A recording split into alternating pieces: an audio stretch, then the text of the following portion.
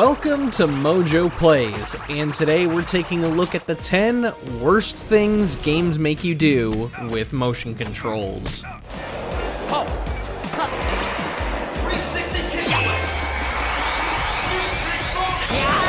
Before we begin, we publish new videos all week long, so be sure to subscribe to MojoPlays and ring the bell to be notified about our latest videos.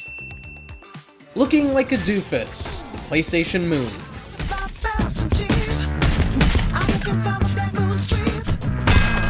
After the Wii captured the hearts of millions of people across the globe, Sony saw Nintendo's newfound success and thought, oh, we should do that. What a mistake that was. The PlayStation Move was one of the goofiest products Sony ever put out. We felt like utter dinguses using them.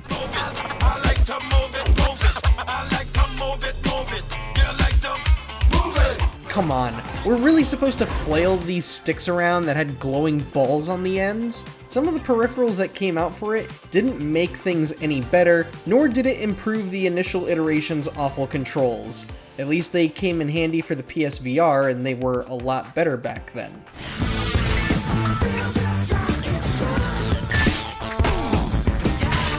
Kick in survival instincts. Rise of nightmares.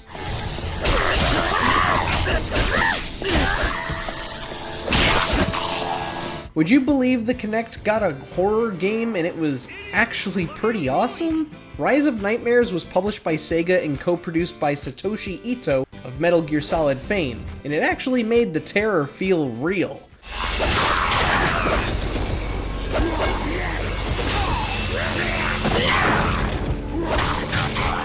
We aren't exaggerating because of the Kinect's motion-based controls. Some of the gestures and motions you need to make to fend off monsters may feel like your survival instincts are kicking in. On one hand, it's awesome to see a horror game like this reach another level of terror. On the other hand, we're a little too haunted by our first hour to boot this up again.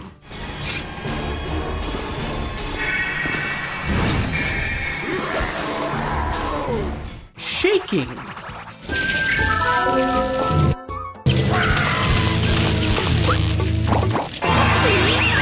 Those who spent a lot of time playing Wii games can relate to this all too well. Imagine playing a game like Mario Party 8 or Zack and Wiki Quest for Barbarossa's Treasure, only to be met with a character making a, questionable motion.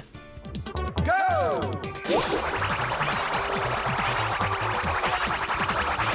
We can't say what it is, or else Big Daddy YouTube will get upset with us. However, Grasshopper Manufacture probably saw the joke when they put out No More Heroes, where you had to shake the Wiimote to recharge your beam katana. Of course, Travis looks to be shaking the katana rather furiously. At least we don't see Mario's hand demonstrating how to use a shake weight anymore.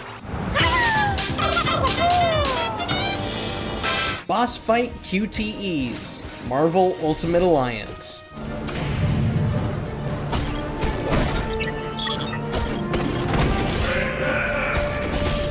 If you only ever played the Xbox 360 version of Marvel Ultimate Alliance, consider yourself lucky, as the PS3 version was utter nonsense. Most of the game's boss fights require players to interact with QuickTime events, and they are performed differently between both versions. Hey everybody, look! Oh, I won! Xbox 360 players got to enjoy simple button presses, as most QTEs typically are. PS3 players, on the other hand, were subjected to the DualShock 3's 6-axis functionality, which barely worked across most games, including Marvel Ultimate Alliance. In other words, PS3 players had to execute actual motion with the DualShock 3 controller in order to make it to the next phase of the boss fight. Yes, it was rage-inducing to use, and we felt super stupid using it. What are you girls looking at? Making the Olympics even harder! Mario and Sonic at the Olympic Games Tokyo 2020.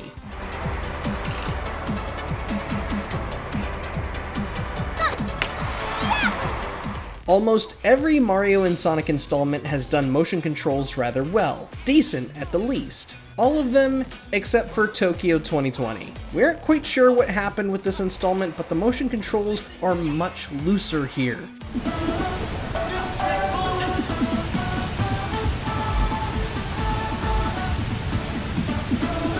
You have to exert so much energy in events like rowing just to get a decent speed going. And with the AI already getting quite a speed boost, the game is just simply demanding too much from you. We're not saying this makes Tokyo 2020 a horrible game, but the motion-controlled events really make this one hard to stomach.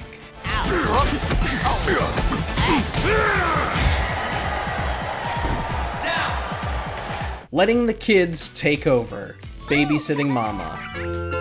Babysit with Mama.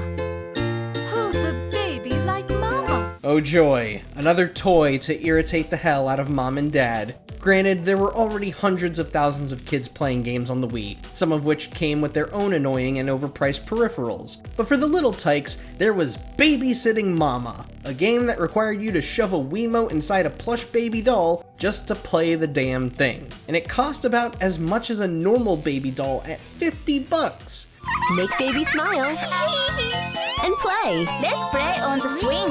Wonderful. What a cutie! The only difference is now you can't watch football or the latest episode of Game of Thrones because little Sally wants to cradle a plush that's harnessing the power of a $40 game controller and the living room TV. Should have gone with the U-Draw tablet instead, guys.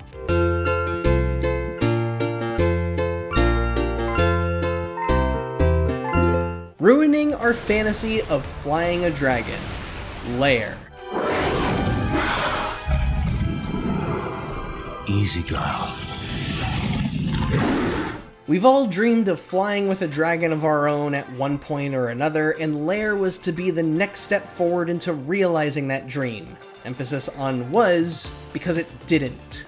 I can't keep track of the dragons! They're everywhere! Let's talk more killing, burners! There was so much promise built up from the trailers, and the gameplay was fun in concept. However, Sony forced developer Factor 5 to integrate that insipid 6-axis functionality into the game. And as expected with the faulty hardware, it made the game barely playable. At least Marvel Ultimate Alliance only made you use it occasionally. This was an entire game built on 6-axis, and Lair's failure caused Factor 5 to shut down. Thanks, Sony!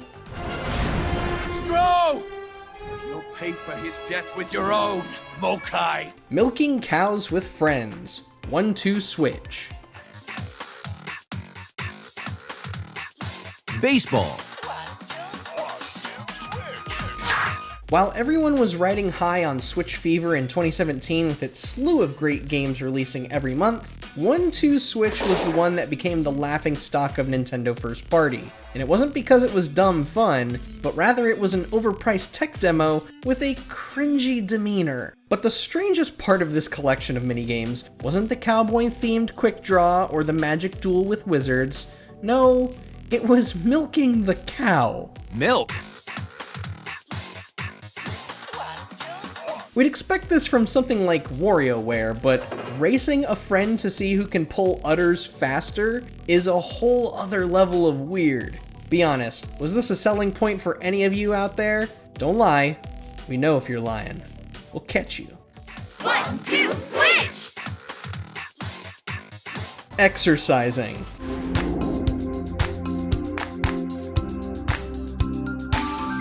When we play video games, we are planning a complicated series of actions to help us relax. Boot up the console, pick a game, find a spot to sit, adjust spine, park rear on spot to sit, chill until we lose track of time and or fall asleep. So the audacity that some games have, like Wii Fit and Ring Fit Adventure, to tell us to get up and move is just offensive.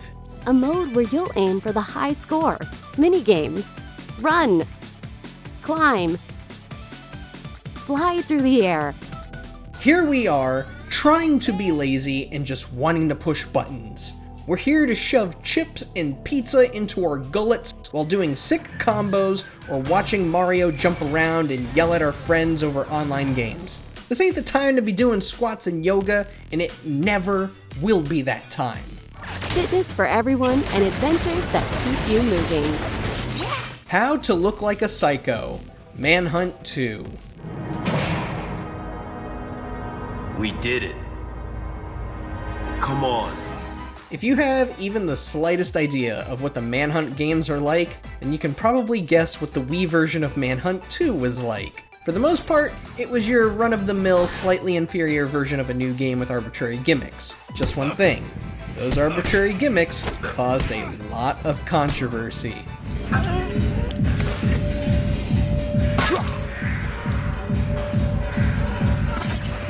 In order to perform finishing moves, the Wii version of Manhunt 2 actually requires the player to perform the gestures. And no, we are not showing you any of that stuff because again, Big Daddy YouTube would not be super happy with us. Granted, these gestures are really just a lot of swinging the Wiimote and nunchuck up and down, but imagine someone walking in on you and seeing you perform one of these moves without any idea of what Manhunt 2 even is. You're gonna have quite a bit of explaining to do, and even then, that person is going to be on high alert around you for who knows how long. Well, it's too late to back out now. Let's move. But what do you think is the worst thing a game has made you do with motion controls? Me personally, I'd say it's exercising. Ring Fit Adventure has quickly reminded how out of shape I truly am. But let us know down in the comments what you think is the worst motion control based game, and be sure to subscribe to MojoPlays for more great videos every day. Now, Ring Fit Adventure has its alarm going off for me, so I gotta go and shut that off. I know, it's time for a workout, jeez. Drop your hips. Victory! Thanks for watching. If you enjoyed the video, there's more where that came from.